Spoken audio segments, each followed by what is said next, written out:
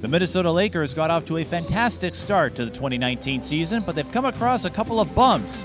They'll hope to start a new winning streak today at the High School for Recording Arts. The Minnesota Lakers host the Rochester Roadrunners in Midwest Basketball League action. Greetings, everyone. I'm Mike Peden, joined by Don Ackerman. Don, you were here the last time we paid a visit here when the Lakers knocked off North Minneapolis. You also watched their game with Egan. That one a tough loss. What have you learned from this Lakers team in 2019? Well, I think, we've got a couple. We could just, number 9, Juwan's a new player that we can get a good look at today again. He didn't play in the Egan game, but he played really well in the opener. I think we have Roc out today, so be curious to see how they play without him, because he's one of those guys who could take over a game.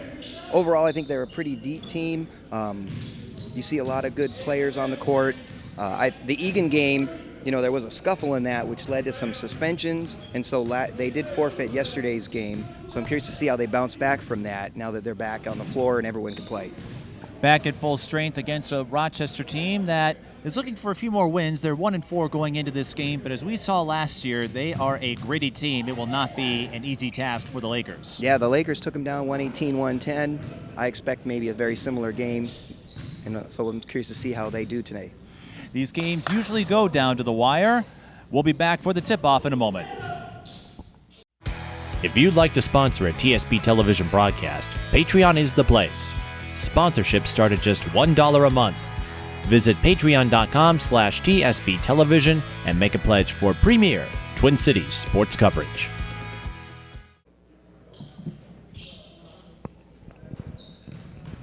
Welcome back to the High School for Recording Arts. Mike Peden and Don Ackerman alongside you. And as Don noted in the open, no Roc Rogers for the Lakers. He is their floor leader. That is going to be a notable absence for Minnesota as they go up against this Rochester team that's hungry for some more wins. And let's go through the starters quickly. Rochester on the floor is Josh Adams, Tony Webster, Larry Pikes, Tom Jorgensen, and Taylor Morgan. The Lakers will start Lee Moore, Meach Williams, Quentin Jackson, Shane Bosek, and Dominique Dawson. He goes by Dom.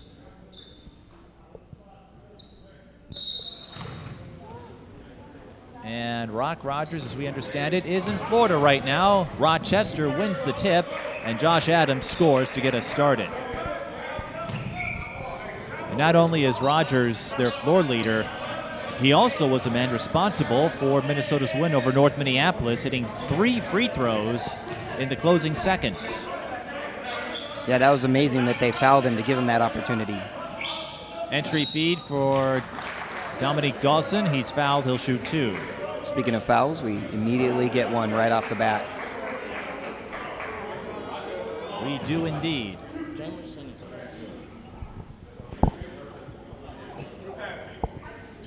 Now we are getting up to the second roster updates. So Dawson at the line to shoot 2. From number 5, Therese Smith.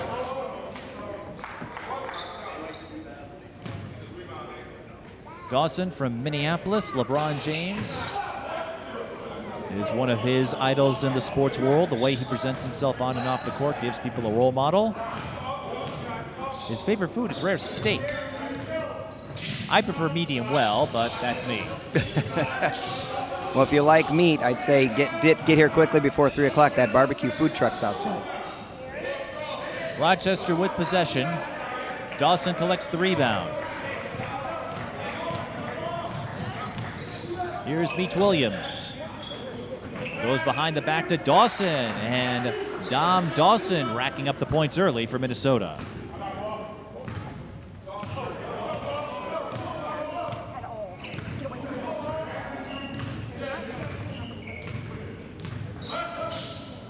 Dominique Dawson with all 4 of Minnesota's points. The floater does not drop for Josh Adams. Offensive rebound, 3 on the way. And banking it in, I should say rattling it in, is Tom Jorgensen. Well, you can take that to the bank. And it's an early 5-4 lead for the Roadrunners. Here's Bosek. Fade away. And he baited Rochester into a foul, so he'll shoot 2. Little trickery there on the part of Shane Bosek. His nickname is Bounce, his favorite food is pasta, and his favorite sports figure, Michael Jordan. So far, some pretty good reaches on the favorite player. Well, did you have one? Magic as a Johnson. sports fan? Magic Johnson. I was going to say, with your various sports allegiances in LA, Dallas, and Minnesota, you've got a few options. Bosek knocks down both free throws, and the Lakers, remember, they struggled a little bit against North Minneapolis at the charity stripe so far. They've hit 4-4, and Bosek collects the rebound. Williams to Dawson, alley-oop no good, and the rebound to Josh Adams. Adams. Ooh, that was an odd dribble. Goes to Tony Webster. And Webster sinks the three. That's Nice his fake. first field goal. That's what got him open. Tony Webster out of Rochester Community Technical College. Bosek stripped, or I should say Dawson stripped on his way to the rim. Rochester with an 8-6 lead. Neil Brown, number 0 in the game, and Tom Jorgensen hits his second three.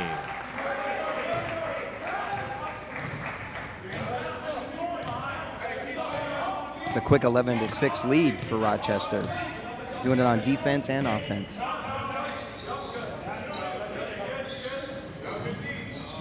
Brown, one of the starters. Bosek fires the three, and that's long.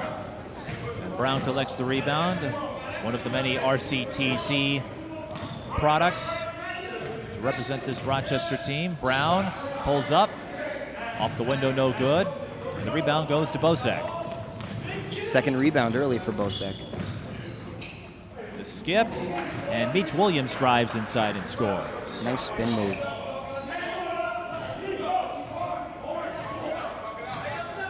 And as you know, this is a long game, so there will be some ebb and flow when you play 12-minute quarters.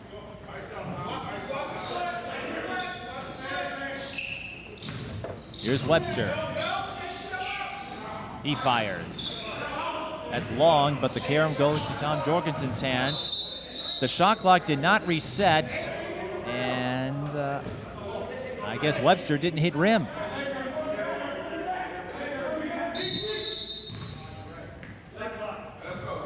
And we have to stop the game again.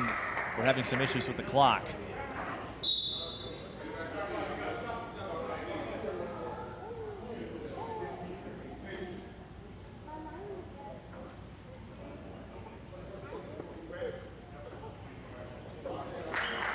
So the clock is reset to 8:15, and now we've got to get the shot clock reset to 24. It's a little trickier operating the scoreboard when you have a shot clock to monitor. That's a stressful job if you've never done it before. Williams fires the three and is pure. Nice inside out. Meach Williams up to 5 points early, and we're tied again at 11. I'll just say, like you said, stressful when you don't have any experience, and a lot of these folks probably work the clock for high school and AAU games where there is no shot clock. Entry pass. Rochester unable to convert. That was number 23. We'll try to get his name, Nat Vang. That doesn't look right.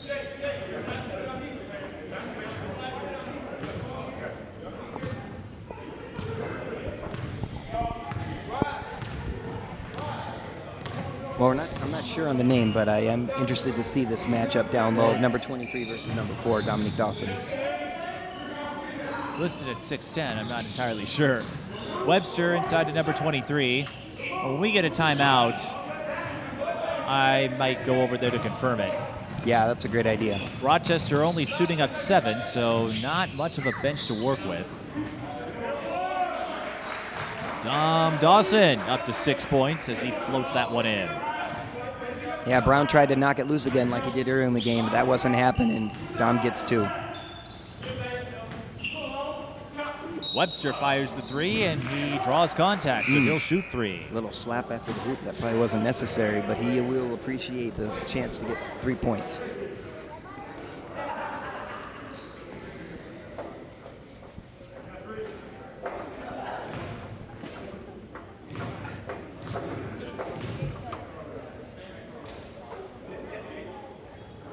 Webster knocks down the first.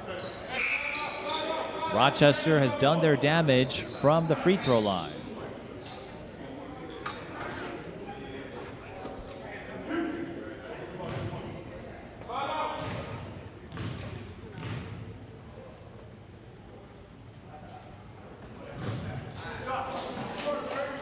Lee Moore doing one of my favorite things and communicating during those foul shots, calling 5 out, getting the defense ready to play. Love it. Love to see that.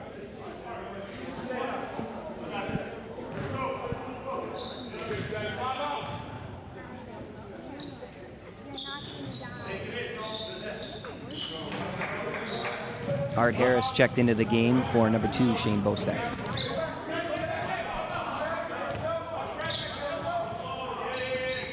The Roadrunners, I guess they have 9. I thought they had 7. Maybe a couple of folks came in later, had to use the restroom.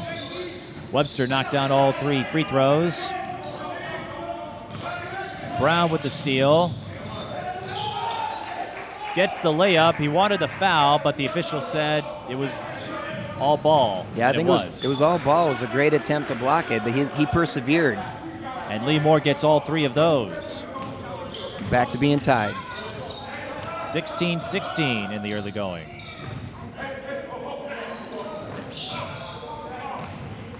Williams with the steal.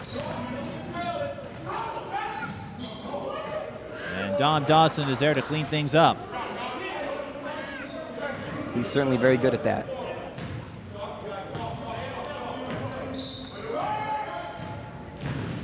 He is good indeed, but Tony Webster just as proficient. He's up to 8 points. Yeah, and Webster did one of my favorite things, hesitate on the drive. Defender backed up when he slowed himself down. That pause led to a score. Dawson kicking out. And speaking of hesitation moves, Art Harris does just that, and he'll have a chance at 3. Checks into the game and just has a great play like that. Great patience, too, for him to collect the foul and get the bucket.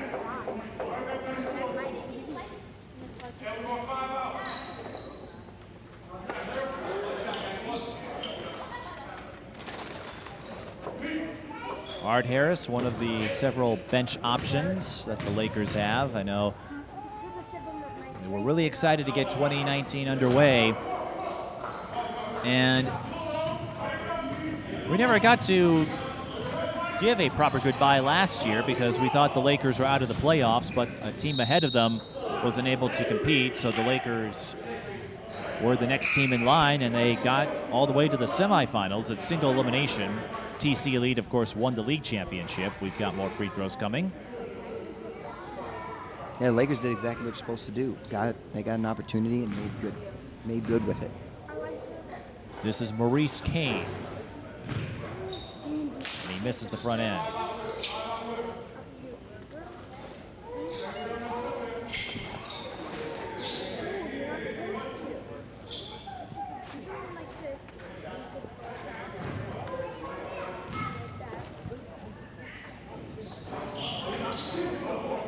Offensive rebound.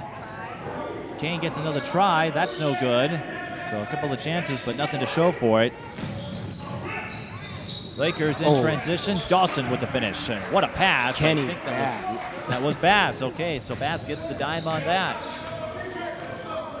Little one-handed swing that just perfectly hit Dawson in the hands. Easy bucket for him. The no-look dime.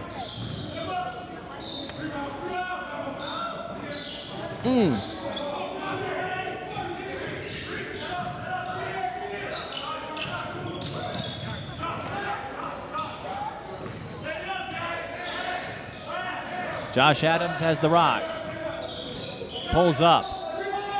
And is short. Lakers opt to let that bounce out of bounds for a dead ball rebound. And Beach Williams looked a little unsure if he was supposed to collect that or not. It was going to be Lakers ball nonetheless, but an amusing moment. Yeah, that pause was probably good. It was a pretty frenetic defensive and offensive possession on that last couple seconds. So I think it was a good idea to give yourself a moment to reset.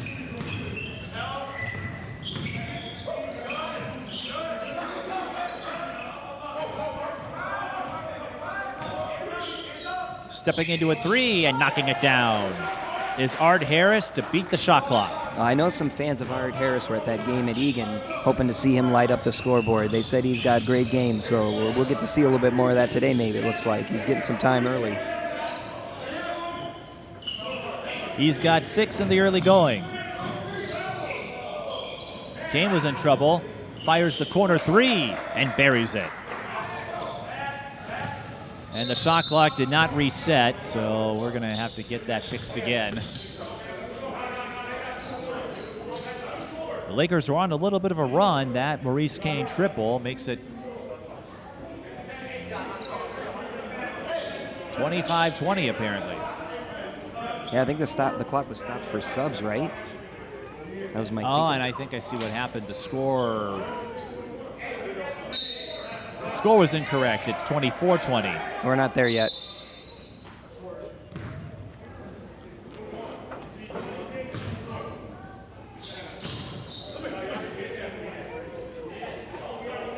Yeah, I'm much happier on this side, Mike, of the court than that side. Working the scoreboard's just really frenetic, really hard work. People make it look easy in the pros. And in this gym, you really can't, the scoreboard operator can't see it. Right. I mean, they have to see it on a small display in front of them. Great for the fans. We get a nice scoreboard to look at. 26-21 is the official score. And converting an offensive rebound is Art Harris. He's given us a little bit of everything so far. He scored 8 off the bench. And it's 28-21. Oh, a little. I think we're in a, I'll say he could call that a kickball easily. It was ruled Minnesota ball. We may have a change in that ruling as the officials have a conference.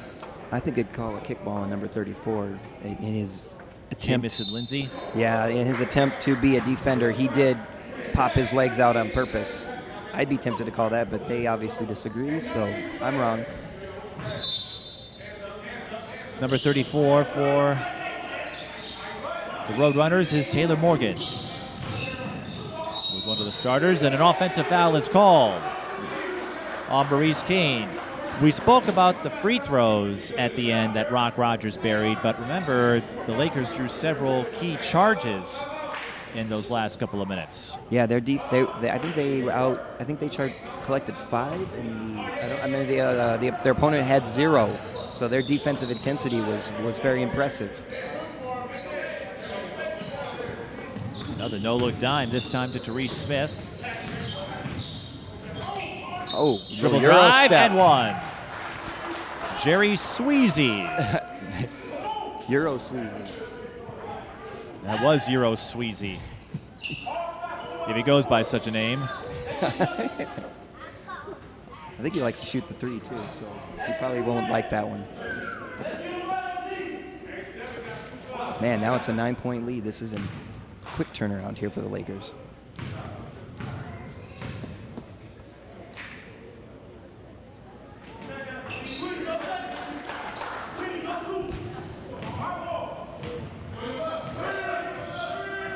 And the Lakers trying to build some momentum here.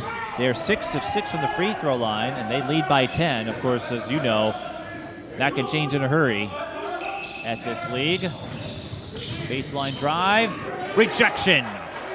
Art Harris stepping up. He's got a collection going today. He does. Kenny Bass weaving through traffic. Kick out. 3 ball.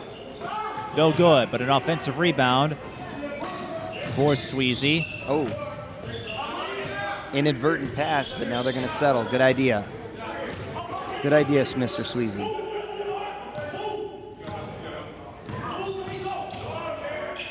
Bass up and in. What a move. And a timeout called by Rochester. That was an impressive little bit of dribbling, little drive, little cut, little alley-oop, or whatever you want to call it, dipsy-do. Yeah, that wasn't an alley-oop. No, sorry. I meant the dipsy-do. Got tongue-tied for a second there. You did get tongue-tied. But if you don't want to get tongue-tied about the Lakers or the rest of this league, you can visit mnlakersbball.com to get up-to-the-minute information and some fun facts about the Lakers. And if you want to follow what's happening around the Midwest Basketball League, check out their website, officialmbl.org. That is officialmbl.org. 2 ways to keep tabs on some of your favorite players. And last year, you and I covered this Rochester game. I got to give a shout out to Lemuel Doe because, as you know, a lot of these guys are hoping to land some overseas deals or to stick around the game. Lemuel Doe was fortunate enough to get an overseas contract offer, so he is playing professionally. That's phenomenal. You love to see that happen. These guys put in a lot of time, a lot of work for a game they love. And if you're really keen on keeping up with the Lakers, don't forget to check out their Facebook page too, the Minnesota Lakers Facebook page. They post a lot of updates there. They're also on Twitter and Instagram. Twitter at MNLakersBball. And Rochester, you can find them knocking down runners. Josh Adams does that, and that's what you want on an ATO sequence. Therese Smith almost lost it. Finds number 7, Daryl Knowles, one of the new faces on the Lakers team. A 3 from the top of the key does not drop for Art Harris. Rochester doesn't have numbers. Josh Adams is going to try to break his way inside, and he had nowhere to go. Turnover, and the Lakers convert that into points. Jerry Sweezy with the pull-up J. Yeah, the Lakers D was completely all over that play. He had no chance of success, led to a great fast break.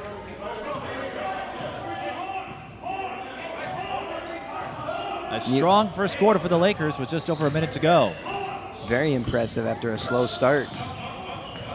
6-11 at one point. Now it's 35-23. That lead is now 12. Knowles went over the back there. Gave him a little Coleman action. Backpack. That's the first foul in the last 2 minutes. He's probably lucky that wasn't converted into an and one. I don't think he really had a good shot at blocking that. He was just out of position. It does give Rochester a fresh clock.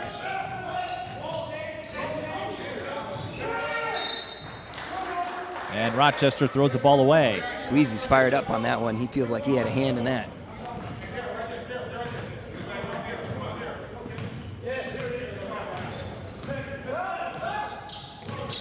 Bass. Almost lost it, but Therese Smith is there to recover it. His 3 is off the heel. And we've got a 4-second difference, game clock to shot clock. Rochester not looking for a 2-for-1 there. They just want to get a bucket. Rochester, they're going to run it all the way down. Brown pulls up, swish. Lakers had time, but Brown with the steal.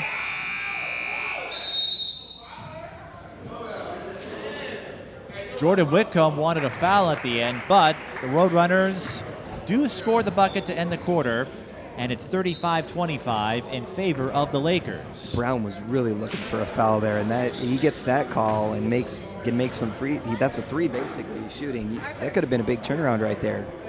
That could have been a huge swing of momentum, you're right. So, on this break, we want to remind you that if you'd like to support a TSB television broadcast, there are 2 ways for you to do so.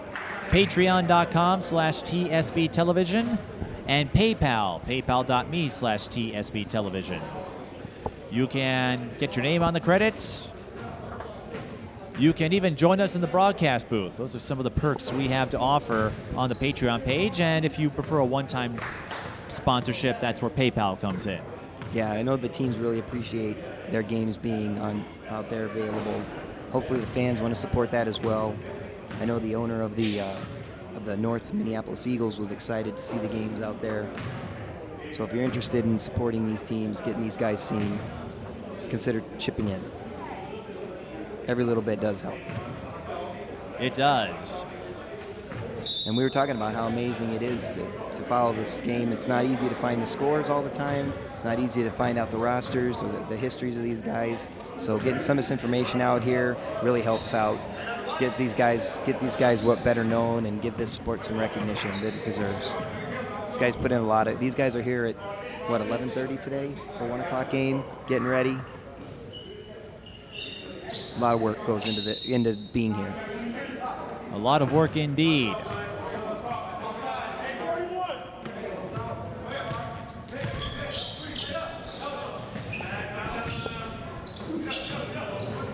The Lakers, who led by as much as 12.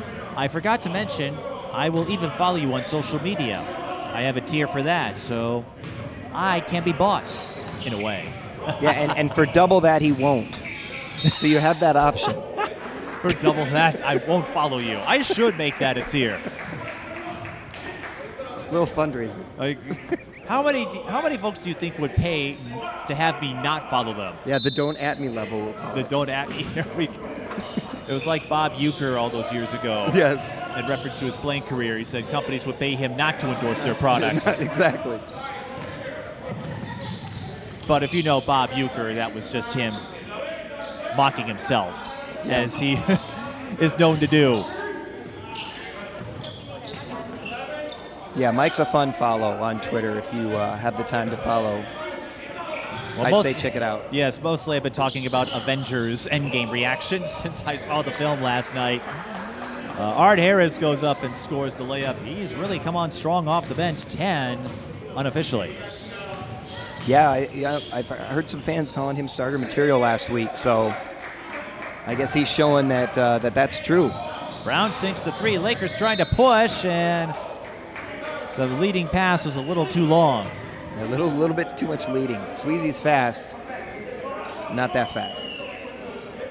I know they want leaders, but sometimes you got to dial that back a bit.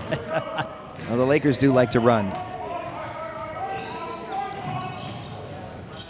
They do like to run. Rochester trying to make that three ball work. And it's going to be a foul on Rochester. Yeah, I think Knowles was fouled there on the called. blocks. Really had good position on that play, forcing the foul call. I think overall the refs are doing a pretty good job. I think there was a foul at the half, before the end of that quarter, but overall they're keeping this game pretty clean.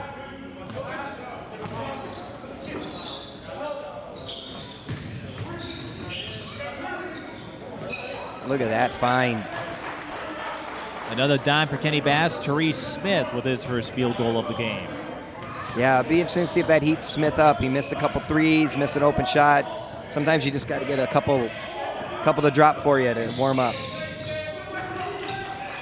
And after what happened against Egan, and as you noted, a few suspensions that led to a forfeit against Iowa Elite, the Lakers are in need of a dose of positivity. And it looks like they're getting it just by pushing the ball. Kenny Bass will go to the line for two.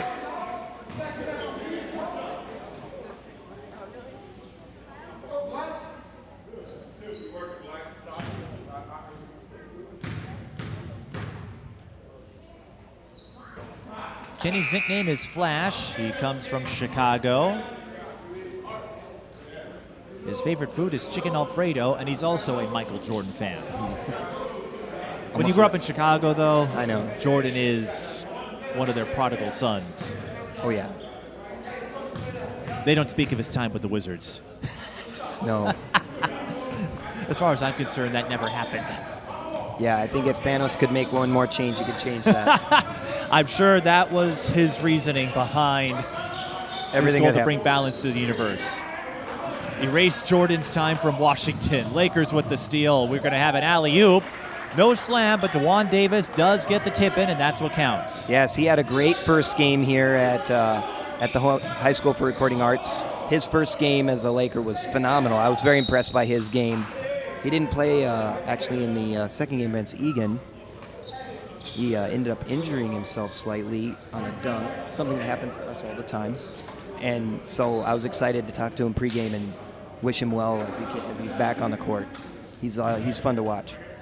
He is indeed. Taylor Morgan is fouled and will shoot two.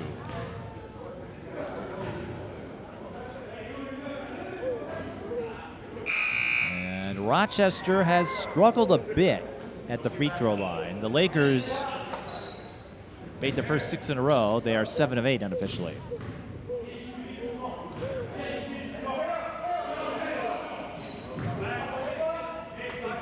Morgan gets on the board with the split.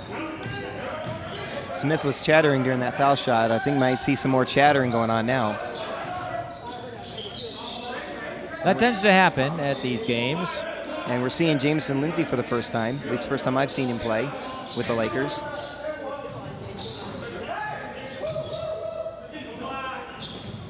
Kenny Bass rejected once by the rim and then once by number 23, and then the Lakers commit a foul in transition. Yeah, trying to be hyper aggressive. I think they really want to put the Roadrunners down.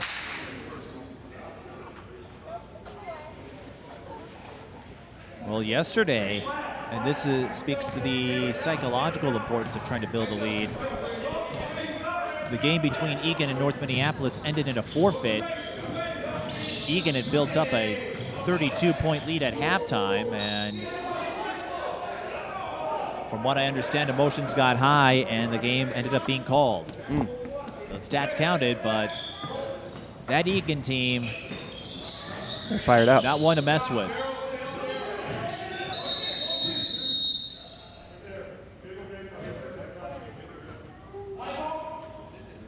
Officials stop play because the ball hit the rim, so the clock has to be reset.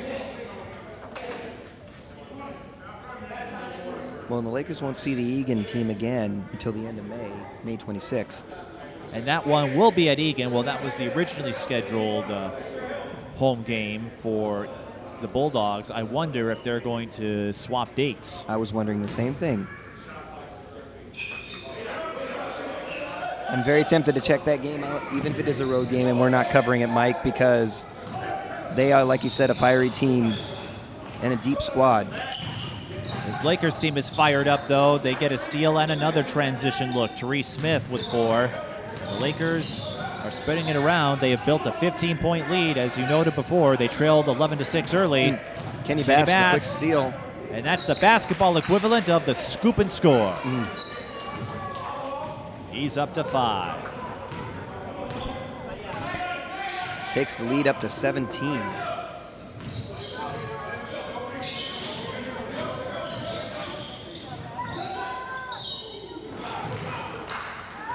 So number 23 will shoot free throws. I will get his name at halftime. Nice drive to the hoop there by number 23s.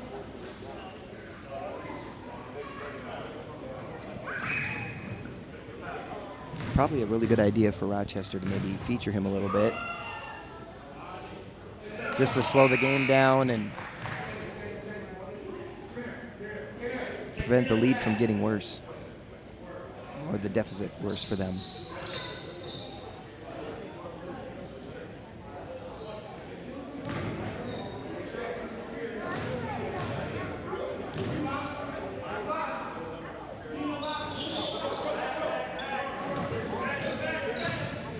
Rochester with another split. Lakers in trouble. They do recover. Making the 3 ball is Daryl Knowles, and fouled on his way to the rim. So that pump fake, as I often say, it only works every single time. I think it's more apt to work in a league like this, where the players are really aggressive on defense. You see a lot of contact. They really enjoy it.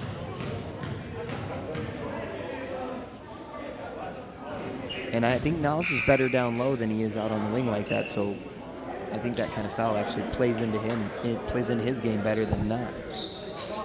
I wouldn't recommend that maneuver.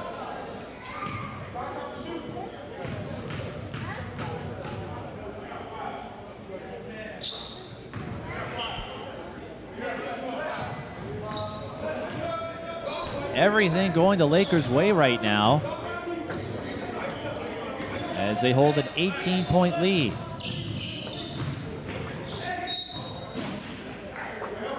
And shooting free throws will be Josh Adams. I believe the foul will go against Knowles.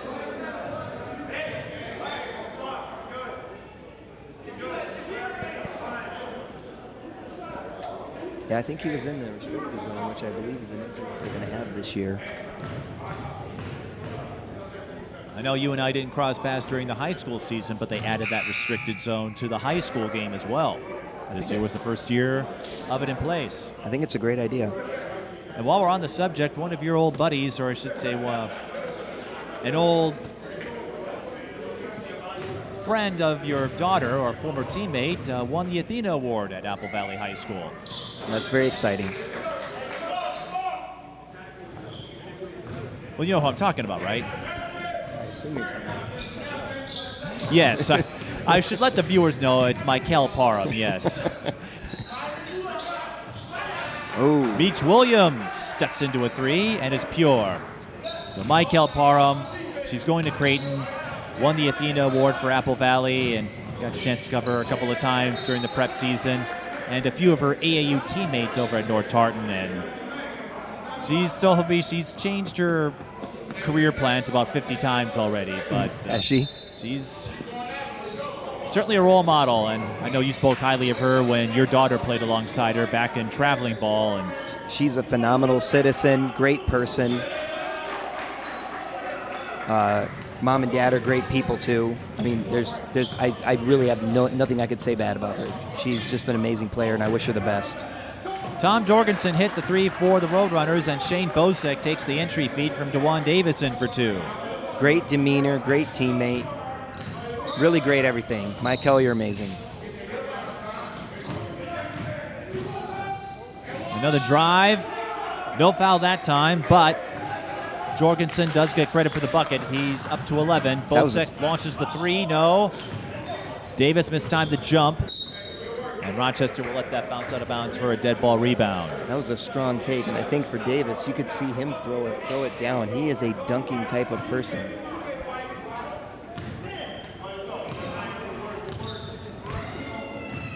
Mike's distracted for a second. We got a young fan checking out his camera. Young fans and cameras have not mixed well in my Lakers coverage, but no, that's understandable. This is a small gym. Rochester with the steal. This could be the makings of a run here, and no layup for Josh Adams. He was too far underneath. They do recover. Adams draws contact, and I believe Davis was in the restricted zone. No, not Davis, Jamison Lindsay. So free throws coming for Josh Adams. That was tough early in that play. Kane jumped a pass, which is like one of those no-nos. Luckily, the ball was able to get collected. But that was a sloppy, fast break. Good defense, though, by the Lakers to what should have been an easy bucket for Rochester.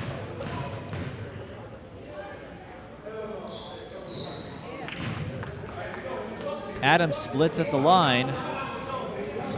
But on that other play, it almost looked like they were throwing Davis an alley-oop, and he'll throw it down, so keep an eye out for that if you're watching this game.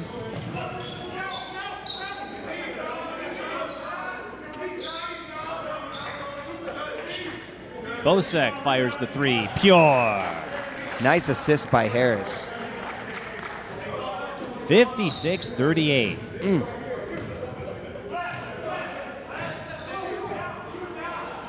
This probably really does not look good for a depleted Rochester roster. Three ball, nothing but air. The rebound goes to Meech Williams. Draws some contact. Bosek with the finish. And another timeout. Yeah, Harris had to pull his hand down there to prevent the Harris offensive. at the last minute. It's like, and you've got a young fan that wants to join the action. You've got to wait a few more years there, kiddo.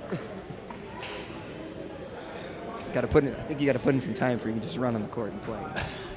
Maybe we'll have him out at halftime. Oh, there you go. Well, it's been done before. I covered the Twin Cities girls game with Como Park in Minneapolis South, and the youngest of the Hill clan and Taylor's son Maurice were going at it on the floor, like a 4-year-old and a 2-3-year-old or something. It was cute. I think people have asked in the past about family atmospheres, things like that. These games are definitely family friendly, and the youngsters are watching friends and family take part on the court. sometimes they're a little bit too excited to join in themselves. Well, it's hard to resist. It is. You see all that wide open space. Why not run in it? Exactly. Now, the Lakers, they're going to have a lot of road games coming up in the month of May, so we will not see you again until May 18th. When the Bay Area Titans come to town. And Bay Area is in reference to Green Bay, in case you're wondering. Yes. But we're going to see you a lot in June. There are 4 scheduled home games. Including some back-to-backs. Oh, sorry. Well, there's one back-to-back to end the season at Rochester, then here, but no such case this year. So there's no Saturday-Sunday series to worry about.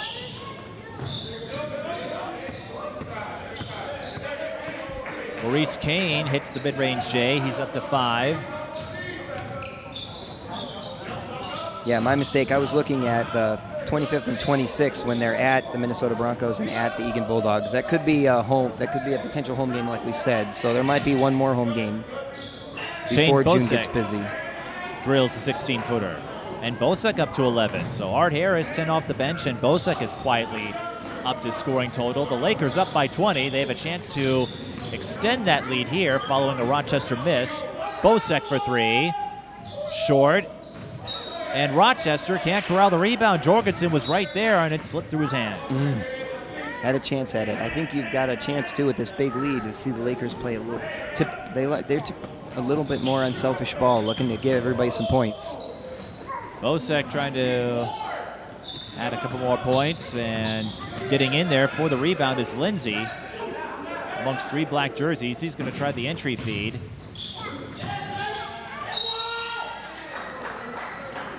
Some fine passing there, and Lindsay will shoot 2. Really nice setup for Harris, trying to help his teammate get on the score sheet.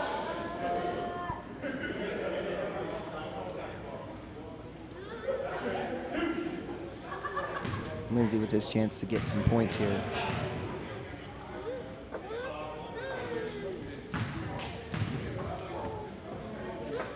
And he does just that.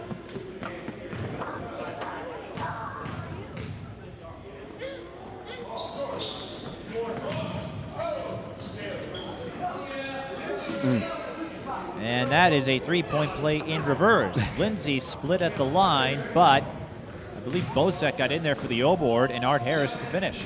That's exactly what I saw, too. Rochester in a little bit of trouble there. And the Lakers, that lead is growing. It's up to 23. Make it 25.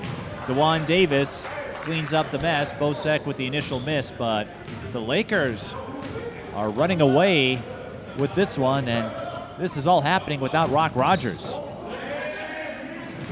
I guess, Do you think his teammates will suggest he stay in Florida? No. No, he wants to come back. He's a player. He likes to get out here, do his thing, and he has the respect of not only the Lakers, but several folks around the Midwest Basketball League. Nicole Charles, who helps run the Egan team, is a good friend of his. Yeah, and the Lakers are ready for a line change. They're about to bring in 4 players. Well, they're up by 25 with 3 minutes to play in the second quarter. Good chance to get everyone Adams. some minutes. Lakers, I should say the Roadrunners, have struggled with the free throws here. And something with this schedule, I didn't have a chance to bring this up with North Minneapolis because I had to work the Twins, but a lot of new faces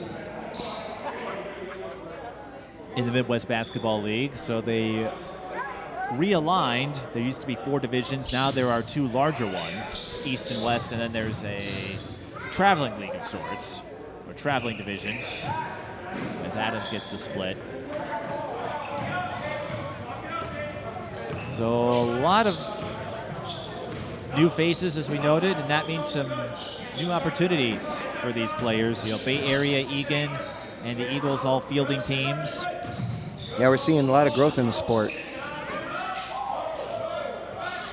which is great for fans. They can see some different opponents week to week. There's a lot of games that are back-to-back on the weekends.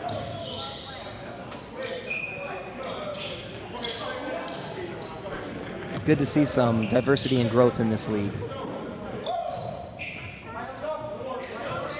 Rochester has struggled from the line and have struggled in just about every facet of this one. Josh Adams wanted the N1 call, didn't get it. He does get the layup.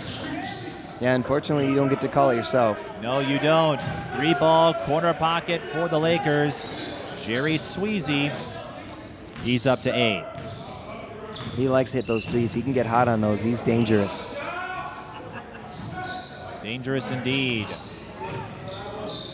Drawing contact and getting the N1 is number 23, the man of mysterious origin. Nice spin move there. He's working hard down low.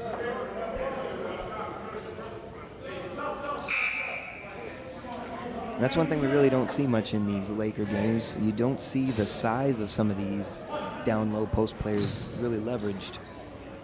I like to see him and Dawson when they're fighting down low. Another miss at the line for the Roadrunners. They're 9 of 16. Behind the back pass by Lee Moore. Ends up into the hands of Sweezy. His deep 3 goes in. There it is. He can get streaky. He's got 2 in a row. 71 points for the Lakers. And we still have another half to play. A push foul called as Jerry Sweezy takes a hard hit, gets back up. He's all right, but how about well, we're the on Lakers? And it's a loose ball foul, and apparently they're in the bonus. And we're on pace here. We could see the Lakers get their highest score of the game. In the preseason, they scored 142 over the Bay Area Titans. So we might be able to see that 142. We're halfway there right now. That's a lot of points.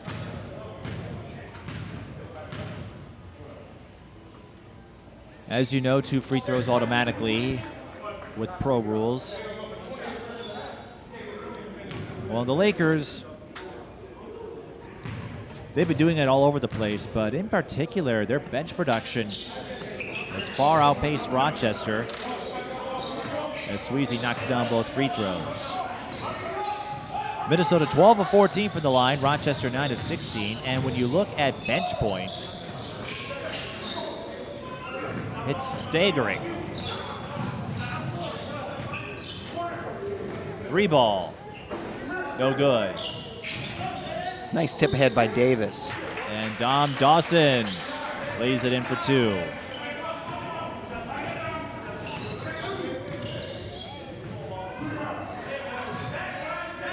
Who got that for Rochester?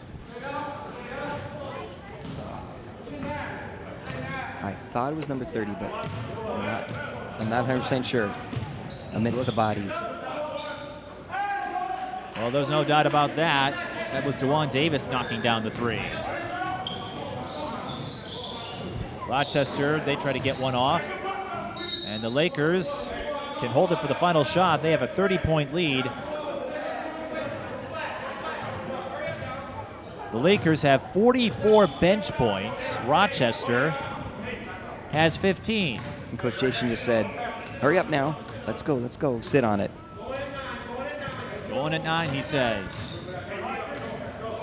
Davis goes a little later than that. 5 seconds. Sweezy, a contested 3, and he's hit. When Sweezy's feeling the 3, he's going to shoot it. And there was no doubt about that one. I know you and Sam Wagner were discussing Roc Rogers and his foul while shooting a 3, if that was a shot or not. Yes.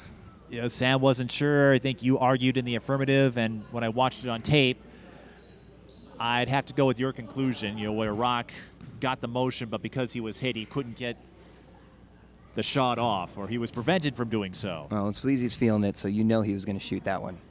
And the defender knew it too. Well, I'd feel it too if I had 13 bench points, now 14.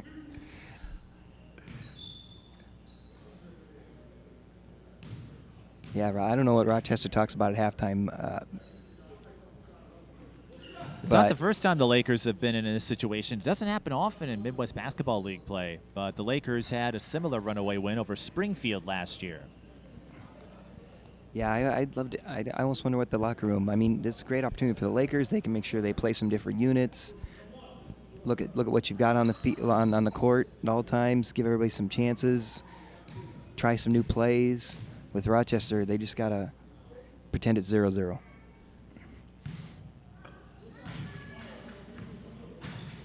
Jerry Sweezy makes all three. 80 points in the first half. And they're running for a steal right there. They won 82. He was running for the steal. They want to put an exclamation point on this first half, don't they? They do. They do. Good if it goes for Rochester. It does not. Oh, and this does not happen often. 80 to 47, and after a couple weeks ago where the Lakers got pummeled by Egan and then ended up having to forfeit their game with Iowa Elite, I don't think you could ask for a better first half. No, Adams is really frustrated. You see him just looking back at the refs, looking back at the scoreboard, heading to the locker room. Oh, it's ouch. All right, we'll take a break and bring you the second half momentarily. You're watching the Midwest Basketball League. The Lakers lead the Roadrunners 80 to 47. If you'd like to sponsor a TSP television broadcast, Patreon is the place. Sponsorships start at just $1 a month. Visit patreon.com/TSP television and make a pledge for premier Twin Cities sports coverage. Joining me is Shanice Fentress, the assistant coach for the Lakers. Shanice, 80 points in the first half, and after a weekend where you lost to Egan by a bunch and then weren't able to play Iowa Elite, I don't think there could be a better first half for this Lakers team. That is true. I mean, we came out with the energy from the Egan game. You know, it was a terrible loss, unfortunately, but you know we're bouncing back right now, and we're just looking to keep going, not let up. I saw you had a pretty short huddle at halftime. What did you talk about, and how do you stay on the gas with a 33-point lead? Basically, we just talked about keeping that same energy coming into the second half, just keeping the pressure on. Don't let up for nothing. All right, Shanice, thanks for stopping by, and we'll see if you can keep that pressure on in the second half. No problem. Thank you. You're watching Midwest Basketball League action.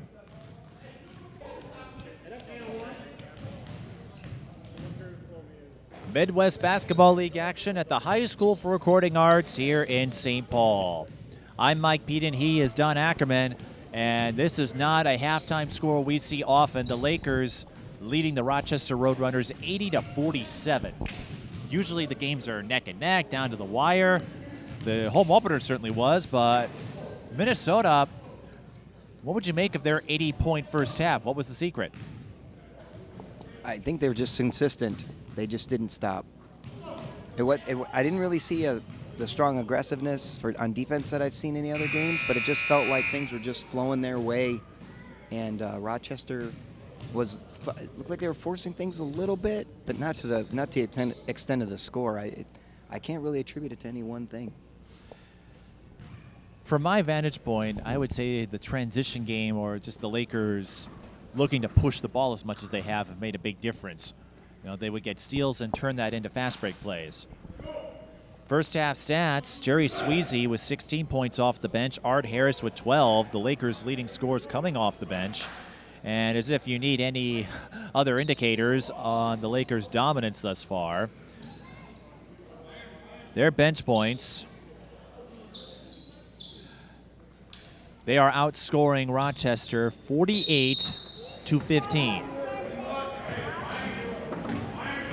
Their bench would have more points than Rochester has as a whole, 48-15. Yeah, but the starters and the bench are both winning this one for Minnesota. Well, I would agree with that. And if you want to work your way back, that's what Rochester needs. That is a tough foul for Bosek, and he's completely confused by that call.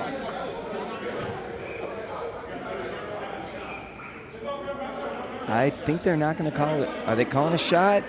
I didn't know.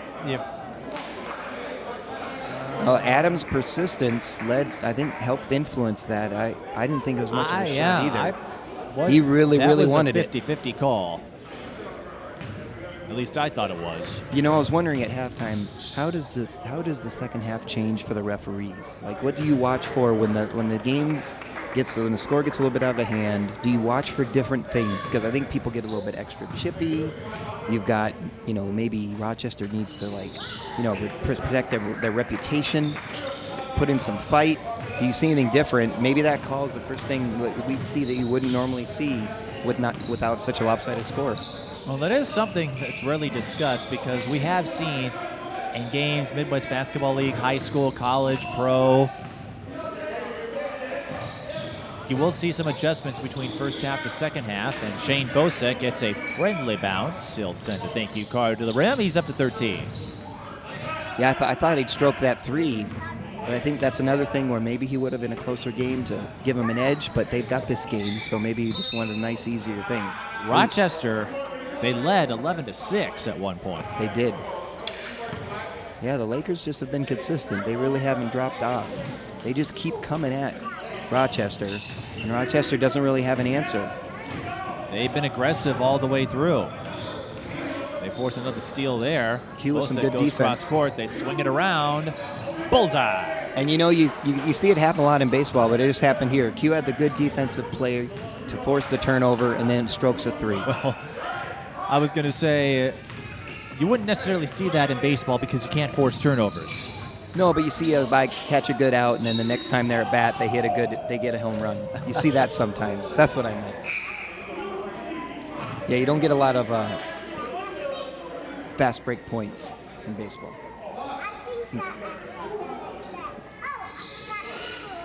This is a random thing, but my ear just popped. There you go. That's great. No, it is because I can hear out of my right ear again.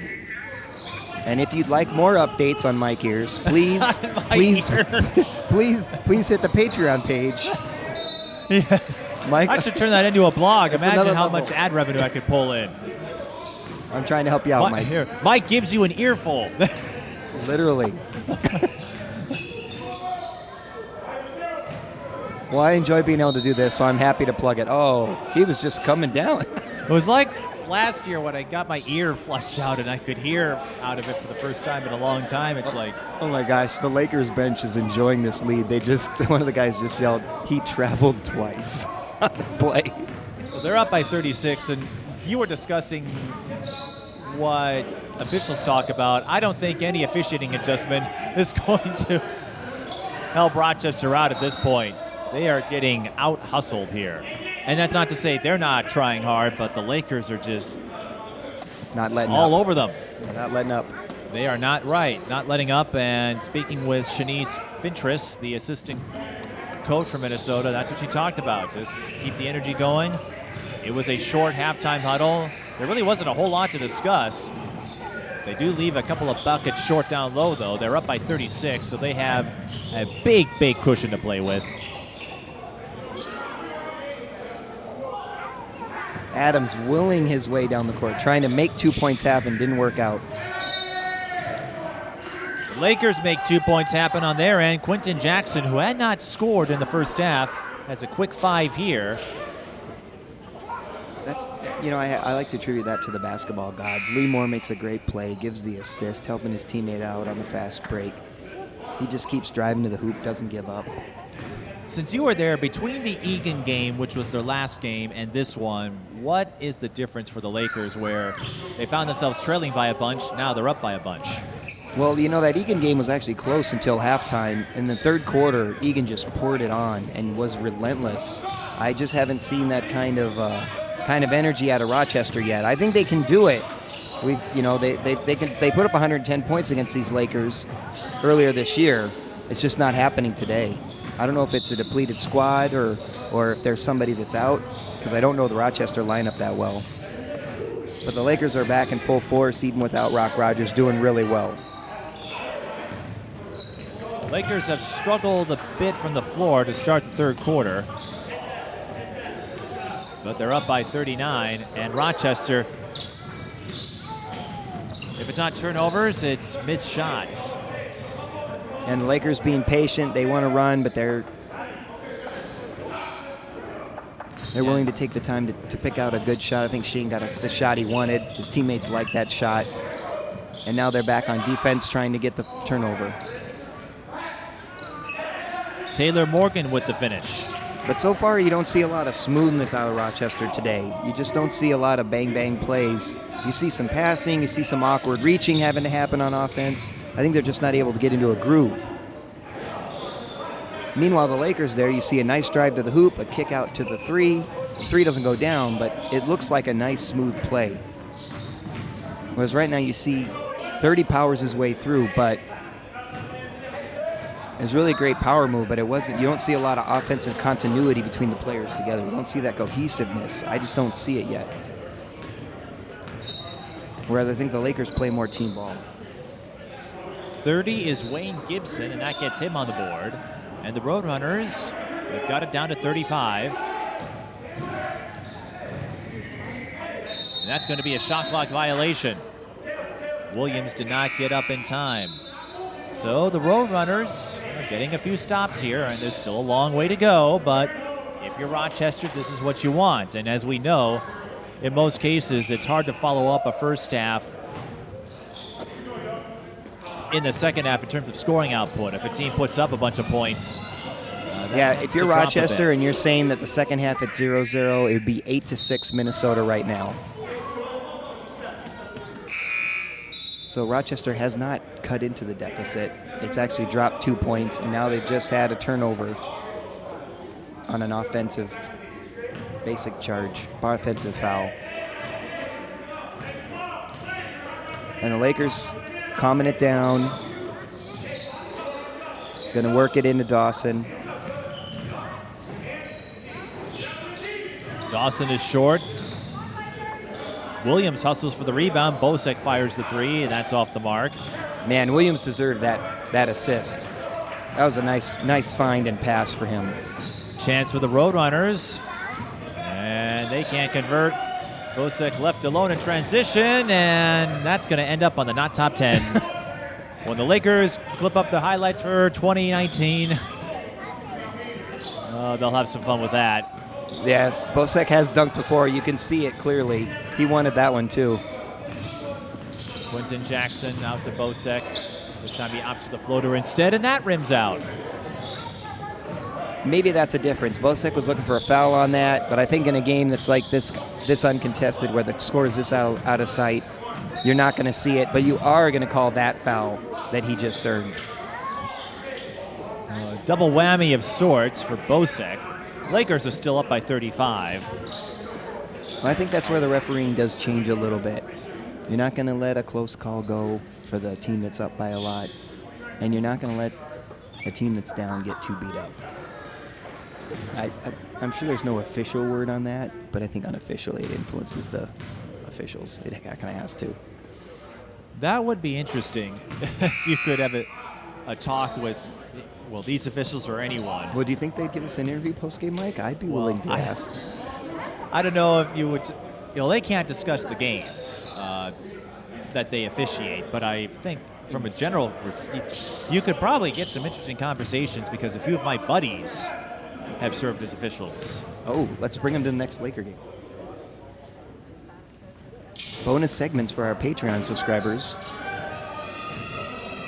Brown hits 1 of 2, and that's been a recurring theme for the Roadrunners at the free throw line.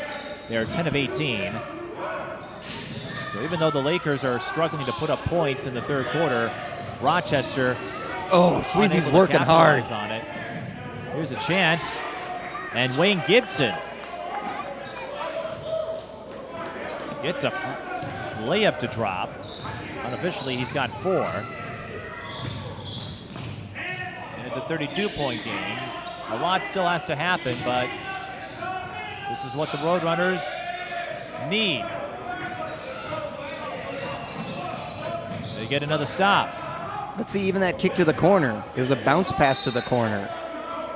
And he did hustle, so I give him credit. And they'll get free throws out of it. Jorgensen's really working hard, but he does not get a nice clean pass. He wants to shoot a 3. He gets a bounce pass. The defense is already capitalizing on that bounce pass and right on him. So he drives to the hoop, works hard, but that crispness wasn't there for Rochester. I think that's the difference in this game. It's time and time again, they just don't have that crispness. And they're not hitting those foul shots. That's another miss. think they need those, especially when the score becomes lopsided like this. Because you got to start thinking you want to chip away at it, right? Get it 20, get it to 10 by the fourth. That's what you want to do. But if you're not going to have that Christmas and you're not going to have those foul shots drop, I don't know how you're going to cut into the deficit like this.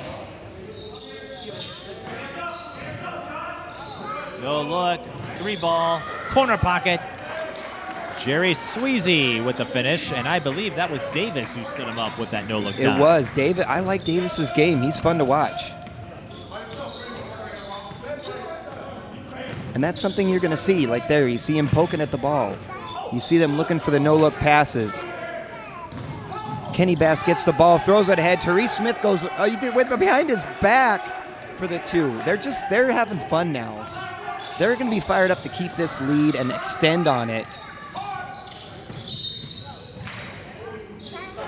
Well, it looks like they've got the win secured.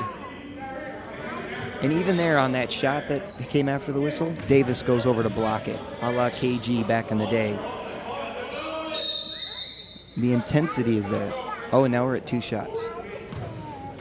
That's because the Lakers are in the penalties, so free throws coming, although for Rochester, that has not been a strong suit of theirs. 11 of 20. No, can you yell for a side out? Because you think it's better for you? We don't want to shoot foul shots. I don't think you have that option. Oh, there we go. Make them count. That's good. I do like to see foul shots go in. It's like one of those fundamentals of basketball that are sometimes overlooked. You were speaking of back-to-backs. Next weekend, another split for the Roadrunners. Next weekend, the Lakers have a big one as Sweezy, I believe. Yep, Sweezy for 2. Converts the layup. 21 points off the bench. I'm thinking they're just going to tell Roc Rogers, you could stay in Florida. No way. 95-60. So that's a 15-13 edge for Minnesota in the second half. Despite the lead, they're still keeping it going. They're still fighting. And they're looking to be a little cute sometimes with nice little passes. And DeJuan Davis beats the shot clock. Little with one-legged triple. three. One-legged 3. I mean, you're seeing some. A Kobe Bryant step back. Yes. That was his patented move. Yes. Sweezy's on defense looking to get the offensive foul. You won't get that. Adams gets the bucket and shakes his head. I've got Adams at 14 unofficially.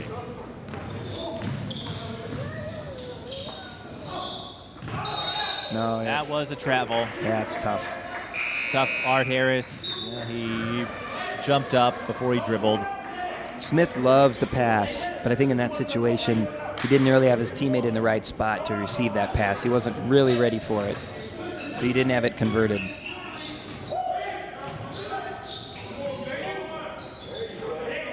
And number 23 converts an off-balance runner.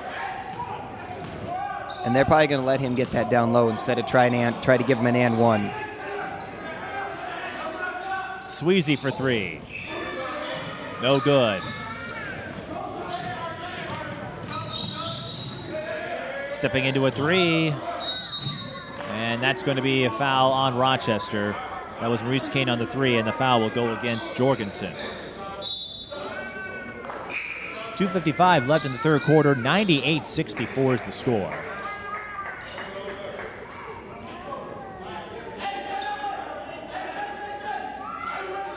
(18-17) lead for Minnesota in the second half.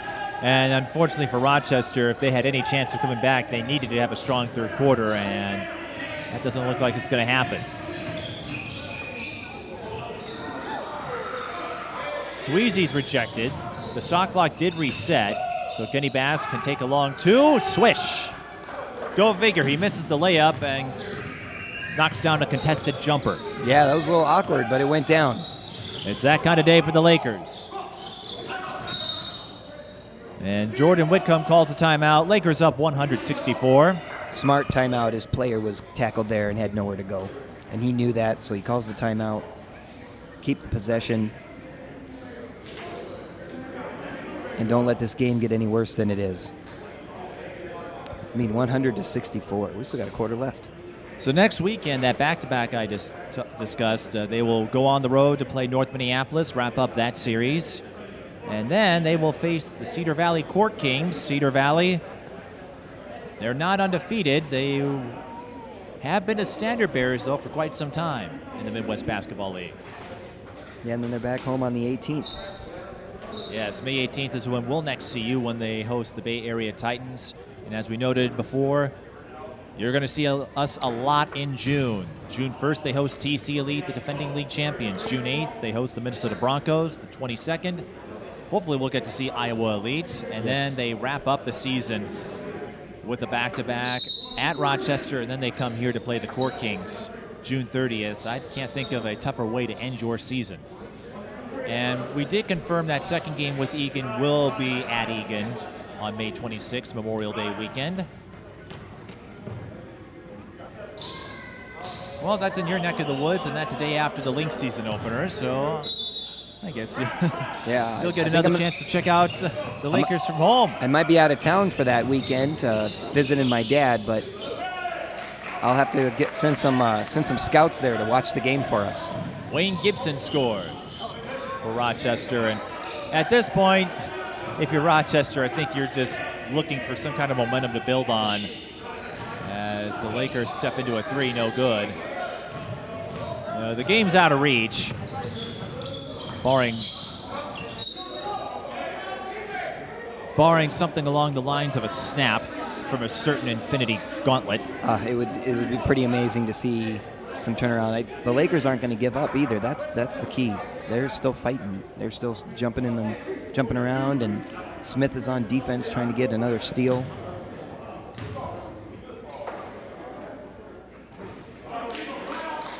And more misses at the free throw line for Rochester. As far as it's too bad we don't have tape on that Egan game, because that game got out of hand in the third, and the fourth was just, in a way, it was just get this over with. I think we've got the opposite happening. So the Lakers are involved in back-to-back games where it's get this over with and get this over with for two different reasons.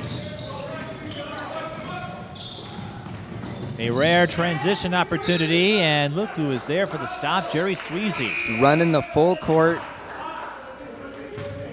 in a game that's over, but not for him. He still wants to get another steal. He wants another bucket. Well, like you said, that game with Egan got out of hand in the third quarter. It was the second quarter where the Lakers really pulled away. They put down 45 points in that second quarter. That's impressive. 35 in the first, 45 in the second. Yeah, they started a little slow, but ever since then, they've been very consistent.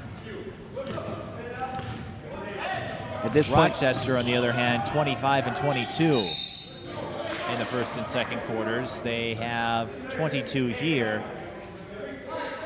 which is ahead of the Lakers, but again, not enough to pose a threat. Yeah, shaving 2 points off that deficit is not enough. Shaving 2 points is a big deal when you trail by 10, not when you trail by 31. And DeJuan Davis at the line.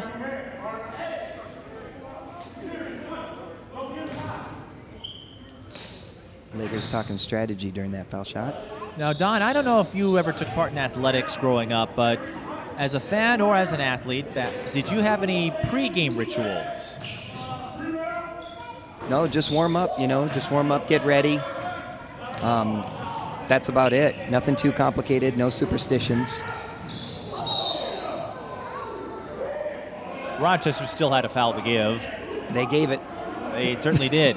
Well, Jason Sandifer, we haven't talked a lot about him, the head coach and owner of the Lakers, told me, he and I called some high school games together, he told me that he likes to read, which was the worst thing he ever could have done, because since then I have bombarded him with references to Reading Rainbow. I've been trying to convince him to take over for LeVar Burton if and when he decides to step down from his role as the ambassador of Reading Rainbow. Jason will do just about I've seen him do just about everything at these games, and I know he's super active with his family. He doesn't miss their events ever. So I might think he doesn't have time for it, but I don't know how he has time for what he does already. Well, you don't have to take our word for it. Just talk to him. Oh, we got some good sportsmanship here going on. Adams came over and gave a high five to Davis. We had a foul called on Rochester, and since they are in the penalty, that means Davis shoots 2. The reason why I said it was a bad idea that he told me about that is that it's a bad idea to tell me anything that you do, because I will usually find a way to weave in a pop culture reference. Yes. Yeah, I was thinking for Abe, have you thrown any musical references in today? I know he loves them. Oh, yes, he loves them a lot, let me tell you. Yeah, I think he just should. He said that he was feeling a little achy-breaky today, so you might have Which, to of figure course, out how Achy Breaky Heart comes to mind from Billy Ray Cyrus. Of course. And he's in the news recently with some pop crossover smash that's very controversial, liked and disliked by many people. Well, I guess you've got to step up on me. I wasn't aware of that. That's what happens when your mind is focused on Endgame. That's right. Yeah. Mike's been so busy with sports, he hasn't had time to enjoy his true passion, Marvel movies. Well, no, I did get to enjoy it last night because the Twins game started on time, but I'm just saying It was close, though. It was close to not. You were nervous about that, I think. Well, I was saying the weather held out, but I wasn't aware about this Billy Ray Cyrus ordeal. Like I said, I'm more interested about how the Marvel Cinematic Universe will move forward. And I won't tell you yet, just because some of you may not have seen Endgame, and I don't want to spoil it for you. But Kenny Bass, spoiler alert, does not make an appearance. He does score the layup, though. He does. To give him 9 points for the day. Yeah, and with 2 road games for next weekend on a back-to-back, if the Laker players are busy, they're not going to have time to see that movie either. I know Jordan talked about checking it out after this game. He was asking for my opinion on it. See, maybe that's the difference between like the levels of basketball, because I think at the pro level, if a team wanted to see the movie, they'd probably move. They'd have a theater arranged. They'd have all that. These guys have to go out and hustle on their own. They don't have all those benefits. Oh, caught him sleeping. Caught sleeping indeed. Tim Jones scores to beat the buzzer, but the Lakers lead the Roadrunners 106-73 with 1 more quarter to play. Suffice to say, the Lakers should get the win and move to 4-2. And Rochester would drop to 1-5 if the result does stand. Since you mentioned Patreon, we'll bring that up again. If you want to support a TSB television broadcast, visit us on Patreon, patreon.com/TSB television. Or if you want to make a one-time sponsorship, visit us on PayPal, paypal.me/TSB television. And we use that money to bring you sports action around the Twin Cities. So if my math is right, we've got a 26-26 quarter. So the Lakers kept the pace going. Rochester fighting to get the bucket at the end, but still the Lakers able to keep their lead and keep scoring and not give up any ground. When at halftime, I think it was pretty clear they probably already have to have this game won. So let's see if they can keep it in the 4th quarter. If I'm the Lakers, keep it at 0-0. Let's keep fighting, get everybody some time. And Rochester just has to figure out how to turn it around. So far, they have not been able to win a quarter. Maybe they can win the 4th quarter and take home a little bit of pride as they have a long drive home after this visit up to the Twin Cities.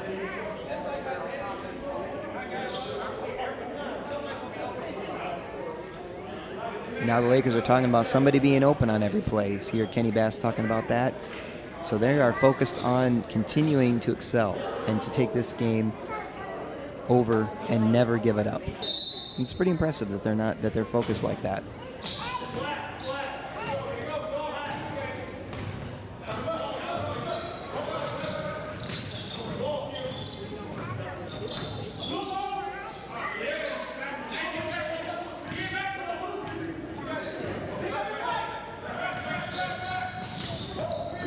Rochester with possession to start the 4th quarter.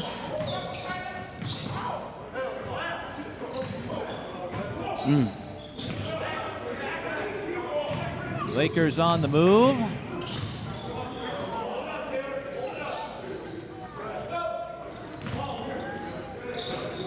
I'll be curious to see what happens in this fourth quarter because the Lakers, they were having a lot of fun in the third. That bench in particular enjoying the performance.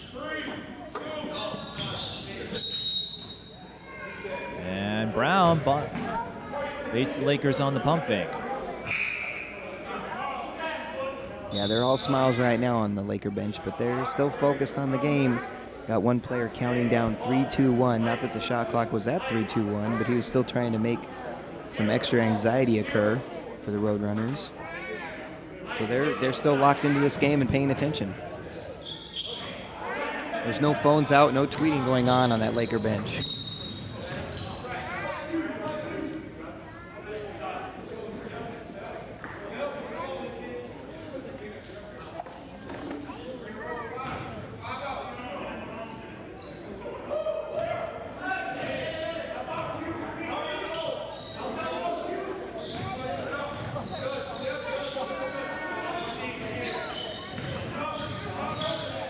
Davis to Bass, and Bass will shoot 2.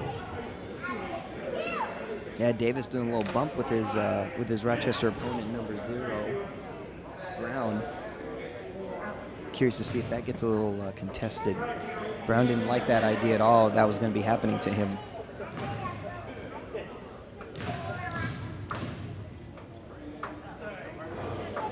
Bass makes the first of his 2 free throws. Apparently, the Lakers say a fun fact about Kenny Bass is he has more friends than he will ever need. Well, how many did he need? The one thing they didn't really need was that extra shot. Did not go down. Oh, and he gets the reach in. Reach and foul called.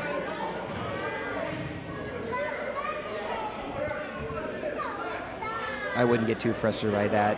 The Lakers are a very reach happy team. This whole league is actually very reach happy, to be honest. And I don't know, just don't reach. And another foul called. Smith smacks it from behind. I think he got a little bit of skin along with that ball. At least that's what the referee's saying. Smith wants that steal, so he's not happy.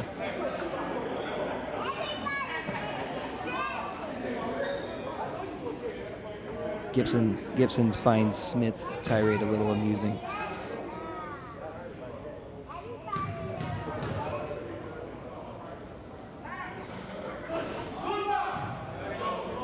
And you hear Therese Smith saying good foul.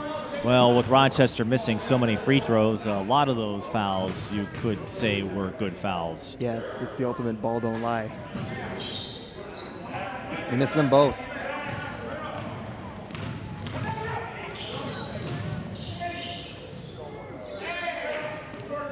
Daryl Knowles scores the layup. Good work there by Daryl to collect that ball.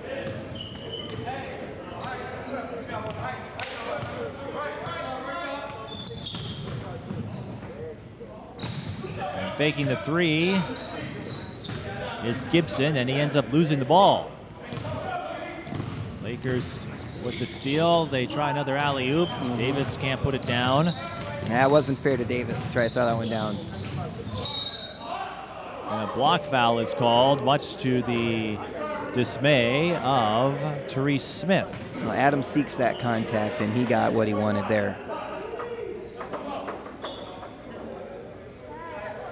He seems to thrive on that. He's an in-your-face, hard-working, let's bang type of player, from what I've seen.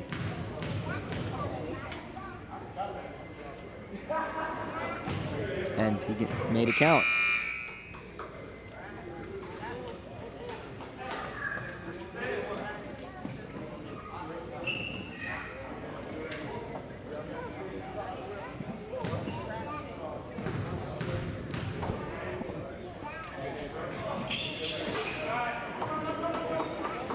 To his credit, collected both.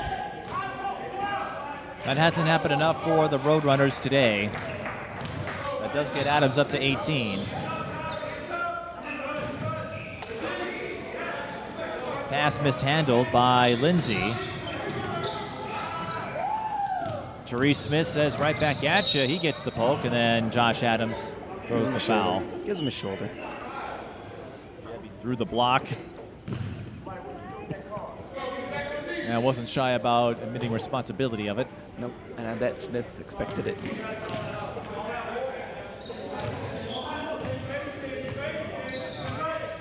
And Webster's got a nice stare down on Davis. Davis misses the shot, gets a second chance. Bounce pass inside through traffic, 15 to shoot.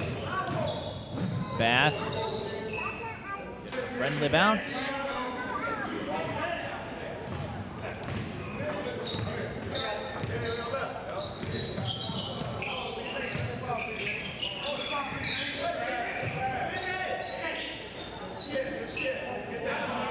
Three on the way, that's short. I think overall 23 has been a good player for Rochester. They don't really feature him much, but he's made a positive impact in this game where things have been mostly negative. I think he's been a highlight for the Rochester Roadrunners. Smith bounces it over to Lindsay. His layup is off the mark, gets his own rebound, can't put it in.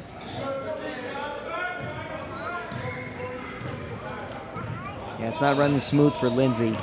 Good thing he gave up on trying to get that ball back. I thought he was going to collect a foul there out of frustration, but he did not. He let up.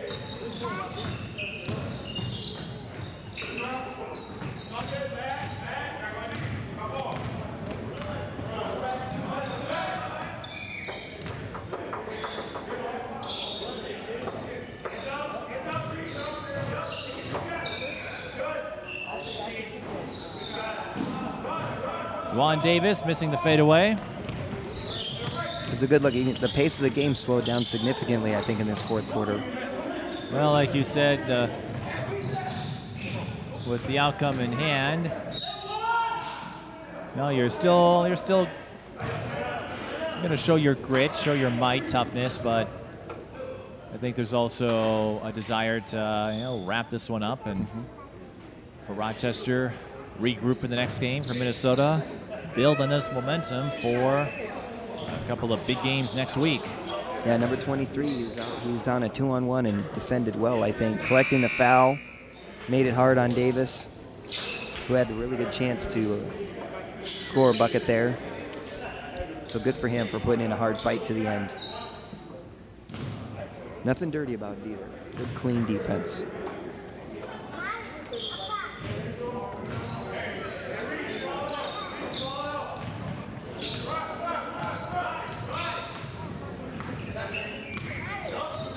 Davis makes both free throws.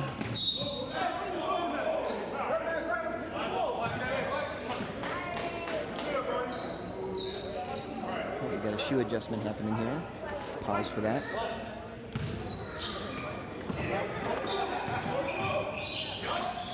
Oh. And a three-point play chance for the Roadrunners. Knowles left him a little temporary tattoo on his arm there with the slap. He didn't let that phase him. Not Laker in the players were laughing slightest. at that one.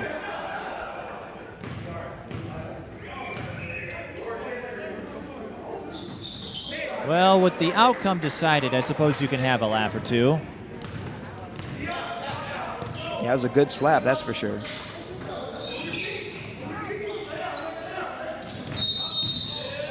Traveling call on Juan Davis.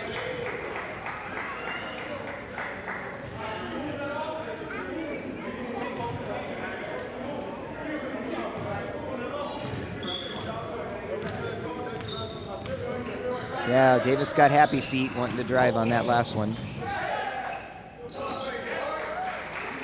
Roadrunners score on the other end. Tony Webster converts the layup. 113 to 80. Good pass by Kane there. Took the body contact to help his teammate get the bucket.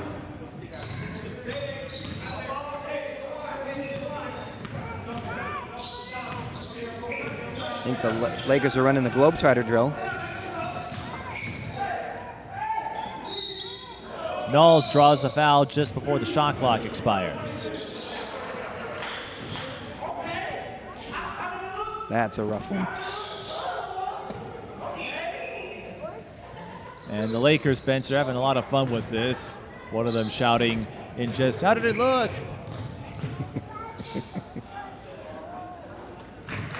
Well, basketball's fun when you're winning, that's for sure.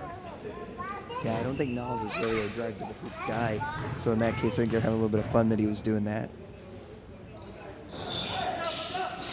Splits at the line. Yeah, makes one of the two. Just showing there's still work to be done there.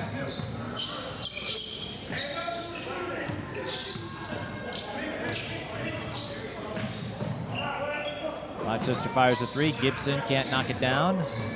Rebound bounces into Bosek's hands. Bosek looking to go off the window.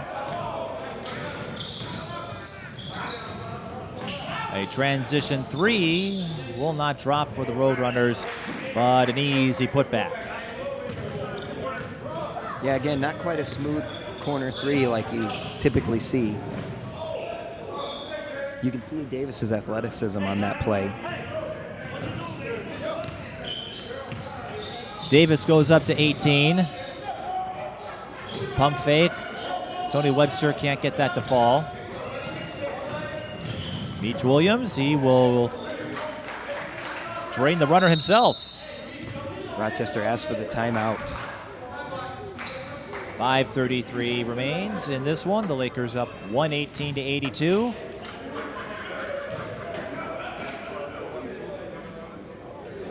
Well, as we noted, usually when you put up a high-scoring first half, that pattern doesn't sustain itself. It's tough to uphold that efficiency through 48 minutes, but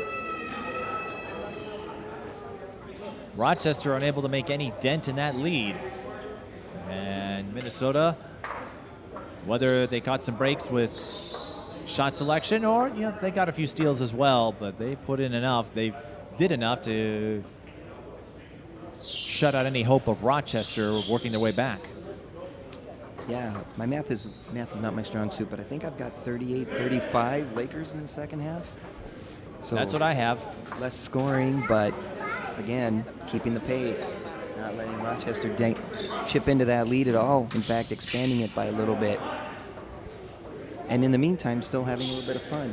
Still fun passes, shooting threes they don't normally shoot, having a little bit of fun and still expanding the lead. That's probably really troubling for Rochester to look at. I think sometimes you just got to throw a game out, and I think this game will have to be one they throw out. Oh, that's not something you see often. As Webster hits the corner three, Jason Sandiford, the head coach, I guess he has his own water jug. Usually you see bottles, but I guess Jason, he likes to keeps a lot of water around. And DeJuan Davis, bullseye. Not a little stepping around three. It is nice and comfortable in the gym today. Happy for that. And no goaltend called. They will count the bucket as the ball was about to bounce out of the rim.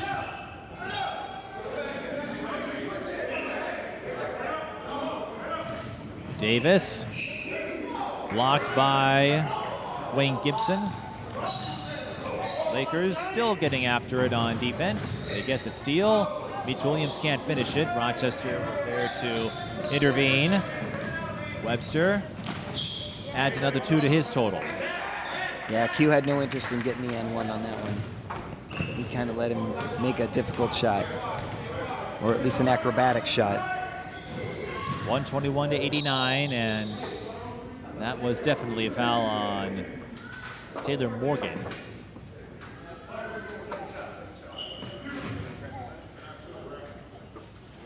Yeah, you can see the desire in Davis's drive there.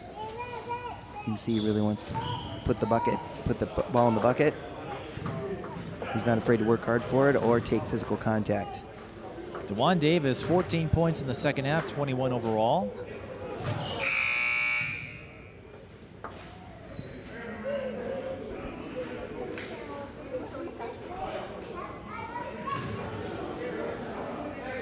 Maybe some final substitutions for Rochester. Davis makes them both. Love to see that happen.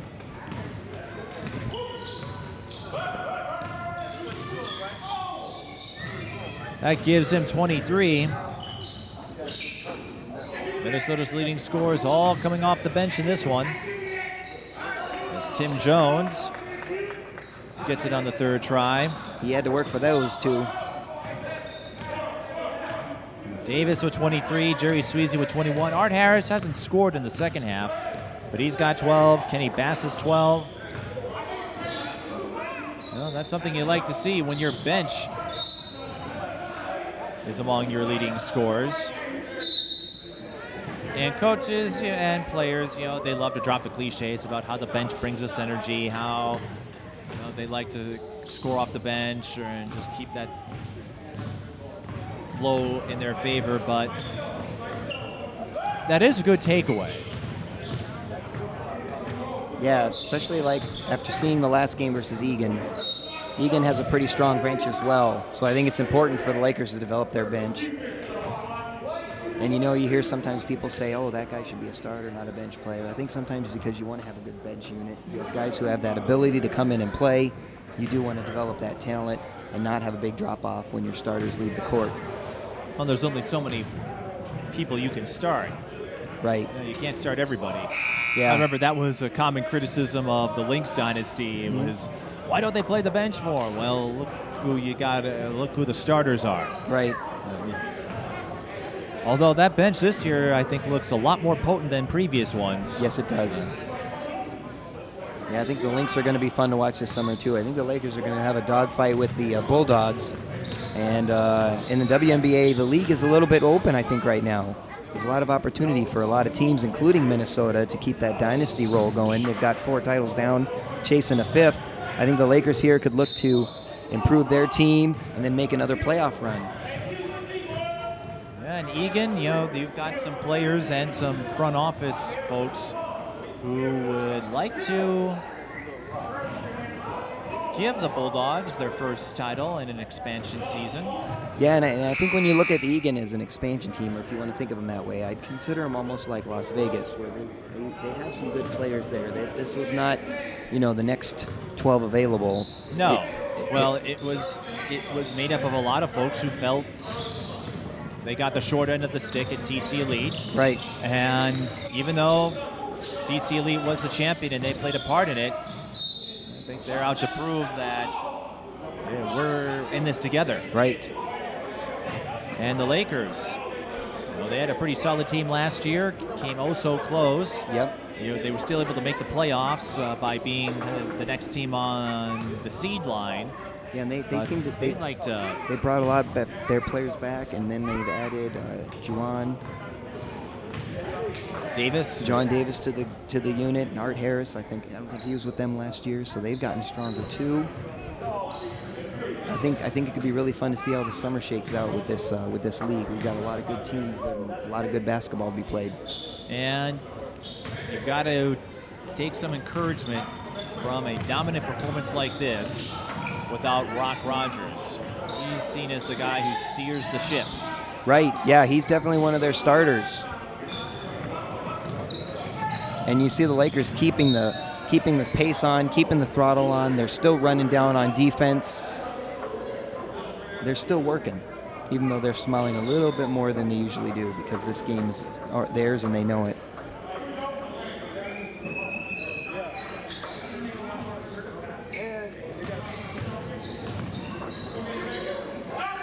Jones for 3, swish.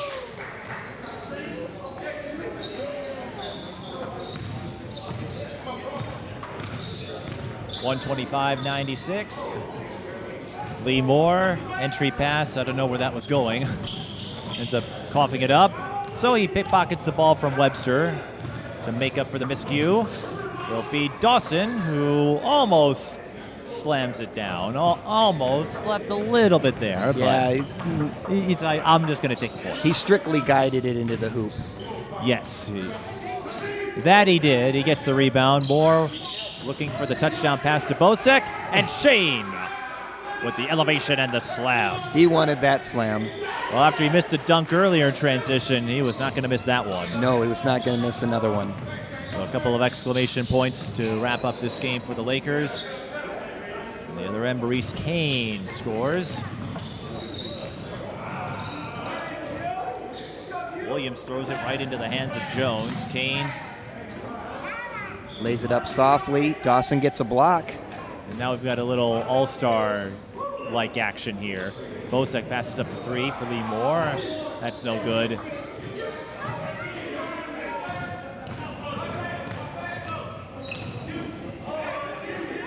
Williams still getting after it. Jones was able to, I should say, Gibson able to save possession on it. Well, it was 33 points at half. With some 31 now. 31 now. No, and that really, the second quarter was the difference in this game. Correct. You didn't see much movement on either end in the second half. That 45-point second quarter from the Lakers was all they needed to secure the win. And we'll see if this starts a new winning streak for them as Dawson adds 2 more. Now, this is one of the rare times where I've seen like the inside game of Dawson featured. Usually he gets a bucket or 2 a quarter. He's gotten the last couple in a row. I think it's a way to slow the game down into a half-court style offense that you typically don't see at this level. I like seeing it, though, because I like Dawson's game.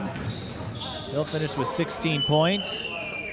Lakers couldn't hold for the final shot, but Meach Williams adds 3 more. Now the lead's 34. 7 players in double digits for the Lakers. And the Rochester's not going to end on a shot. Q's going to pester him, knock the ball out of bounds. And Maurice Kane is having a laugh about it. And indifference there, they'll let Taylor Morgan take that bucket, and it's a final 134-102. The Lakers move to 4-2. The dominant second quarter was all they needed. They say the sport is a game of runs. Sometimes you just need one. Yes, they did. They never let up. The Lakers never let the lead drop. They ended up losing 1 point on the last second bucket there. So Rochester could not really, just barely kept pace with them, really. And the Lakers could relax in the second half. They could have a little bit of fun and enjoy a win. They had a lot of fun indeed. We'll try to get a word with one of these Lakers players before we call it a day here at the High School for Recording Arts. The Minnesota Lakers beat the Rochester Roadrunners 134-102. If you'd like to sponsor a TSP television broadcast, Patreon is the place. Sponsorships start at just $1 a month. Visit patreon.com/TSP television and make a pledge for premier Twin Cities sports coverage. And with me now is Jerry Sweezy of the Minnesota Lakers. Jerry, you had 23 off the bench, and we've got a stowaway. But the bench was fantastic. The team as a whole was fantastic. That second quarter was fantastic. So what would you make of that 45 spot in the second quarter that allowed you to coast to victory? Yeah, I didn't even – until Nisi K came in and told us that we almost scored 50 in the quarter, I was like, wow. Honestly, man, it was all a team effort. You know, we came together. We've been dealing with a few things the past week. You know what I'm saying? We just came in, buckled down. We knew what we had to come in and really make a statement today, you know what I'm saying, with defense. Just our overall game, man. It was a real big team effort. And then in that second quarter, the energy level was there. You know, we just came out and just continued to do what we do, man. Run the floor, play hard-nosed defense, get on the floor, and everything just played out real good for us. What kind of statement do you think this team made today after some of the turbulence you encountered a week ago to bounce back with a big win and no Roc Rogers? Yeah. All right, well, that was this one for Roc, man. I see you. I think he could just stay in Florida now. Yeah, I mean, no, you got to come back, though, man. You still just, you know what I'm saying, need that toughness, alpha style. But at the same time, man, a big statement as far as our character. You know, we didn't give in. You know, we knew what we was dealing with through adversity, and we just, you know, we came out as a team, as a whole, and came out and did what we had to do. And for anybody else that's watching, you know, this ain't it. You know, we still got a lot more to show. This is just one game. We're going to buckle down, come back to practice Wednesday, and be ready for next week. And what would you make of that strong bench performance? You had 23 points. Art Harris had 12 in the first half, and DeJuan Davis, I think, finished with 23 to lead the team. Everybody on that bench was chipping in.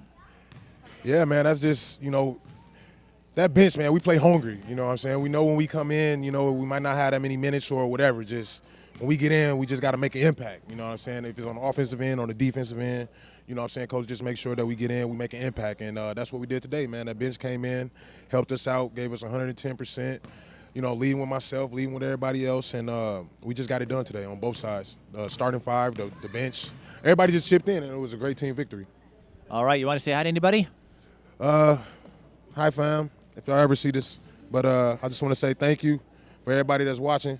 We still got more to go.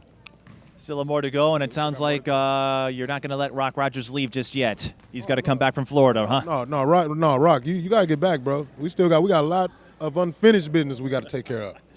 Well, it's, I think, encouraging to see you get a runaway win without him, but it sounds like you'd rather have him with you, so. We need him, man. Roc, without Roc, we did it today. We still need our alpha, man. You'd like to celebrate with him is what you're saying. Oh, yeah, big time. Well, enjoy this win, and we'll see if this gets you on a more positive track. This is certainly a good start, and we'll see you when you come back here on May 18th. Appreciate it, man. Thank you. All right. Jerry Sweezy of the Lakers, and that wraps up our coverage here from the High School for Recording Arts. For Don Ackerman, I'm Mike Peden. We'll see you next time on May 18th when they host the Bay Area Titans. Until then, thanks for watching.